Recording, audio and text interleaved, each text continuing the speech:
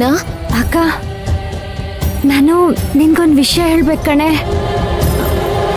ಮೈನಾ, ನಾನು ನಿನ್ಗೊಂದು ವಿಷಯ ಹೇಳ್ಬೇಕು. ಅಕ್ಕ, ಏನಾಯ್ತು? ಧ್ವನಿ ಯಾಕೆ ಒಂಥರ ಐತೆ? ಏನಿಲ್ಲ ಮೈನಾ, ನೀನೇನೋ ಹೇಳ್ಬೇಕು ಅಂದಲ್ಲ, ಹೇಳು. ಇಲ್ಲ ಅಕ್ಕ, ಮೊದಲು ನೀನು ಹೇಳು, ಆಮೇಲೆ ನಾನು ಹೇಳ್ತೀನಿ. ಅದು ಮೈನಾ, ನಿರ್ಗಂಟಿ ಮತ್ತೆ ವೀರೇಂದ್ರ ಬಂದು ಮನೇಲಿ ಜೋರಾಗಿ ಗಲಾಟೆ ಮಾಡ್ತವ್ರೆ.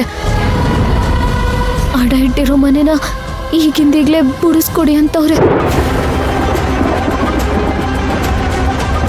ನಂಗೆ ಏನು ಮಾಡಬೇಕು ಅಂತ ತೋಚಲೇ ಇಲ್ಲ ಮೈನಾ, ಅದಕ್ಕೆ ನಿಂಗೆ ಫೋನ್ ಮಾಡಿದೆ.